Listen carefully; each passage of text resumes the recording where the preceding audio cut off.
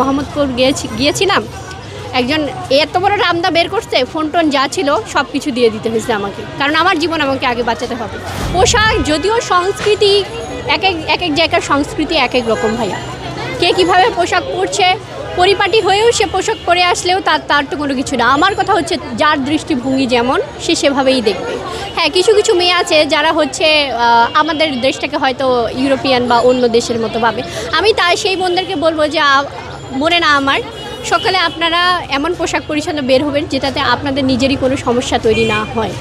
আমি একজন মেয়ে হিসেবেও তো জানি যে আমার কীভাবে চলাফেরা করা উচিত, কীভাবে বের হওয়া উচিত। তো এতটুকুই বলবো যে পোশাক না, আসলে মানুষের মন মানসিকতা আগে পরিবর্তন করুন, তারপরে মেয়েদের পোশাকের দিকে আসুন। যখন পর্যন্ত একটা ছেলের তার হচ্ছে বিয়ে হচ্ছে না ততদিন পর্যন্ত হচ্ছে কেন সে অন্য মেয়েদেরকে ভোগ পণ্য হিসেবে দেখবে। আমার কথা এটা, সে বিয়ে করুক, তার স্ত্রীকে সেই চোখে দেখুক। আমাদেরকে সেই দৃষ্টিতে কেন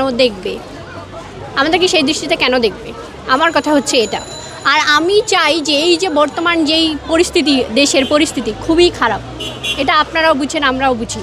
আমাদের নিরাপত্তা নেই। আমরা যে এই যে ক্যাম্পাসে আজকে আসছি সকালবেলা, আমি গেটের বাইরে পা রাখবো, আমার 3 বার মনে হয়েছে যে আমার ক্যাম্পাসে যাওয়া উচিত কি যাওয়া না। কারণ আমার যদি রাস্তার মাঝখানে আমার যদি কিছু হয়ে যায়, অবশ্যই আমরা যারা বাইরে থেকে এখানে পড়াশোনা করতে আসছি, আমাদের নিরাপত্তা আগে আমাদেরকে দেখতে হবে যে কোথায় কি হচ্ছে। আর দেশের যা এখন অবস্থা, প্রত্যেকে ইভেন আমাদের ক্লাসের টিচারগুলো আমাদেরকে বলতেছে তোমরা বাবারা একটু সাবধানে থেকো। তো স্বাভাবিক, আপনি দেখছেন তাহলে বিষয়টা কোন দিকে গেছে। আমাদের দেশের এখন সংস্কৃতি কী যে হচ্ছে, মানে সংস্কৃতির তো সংস্কৃতি নাই, এখন আবার হচ্ছে সংস্কার যে হচ্ছে বিষয়টা, সংস্কারের আমি কোনো কিছুই দেখছি না। শুধু যে নারীরা অনিরাপত্তায় ভুগছে, নিরাপত্তাহীনতায় ভুগছে, বিষয়টা সেরকম না। নারী ছেলে উভয়, নারী পুরুষ উভয়। এই যে আপনি কয়েকদিন আগের ঘটনা দেখবেন বা কালকের ঘটনায় আমার এক ফ্রেন্ড আমাকে ফোন দিয়ে বলছে মোহাম্মদপুর গিয়েছিলাম, একজন এত বড় রামদা বের করছে, ফোন টোন যা ছিল সব কিছু দিয়ে দিতে হয়েছে আমাকে, কারণ আমার জীবন আমাকে আগে বাঁচাতে হবে। তো স্বাভাবিক, এই যে বিষয়গুলো এখন যেই তৈরি হয়েছে, বিশৃঙ্খলা তৈরি হয়েছে, এই বিষয়গুলো কোনোভাবে আমি কাম্য মনে করছি না। আমি একজন নারী হিসেবে চাই যে আমার সর্বোচ্চ নিরাপত্তা দেওয়া হোক।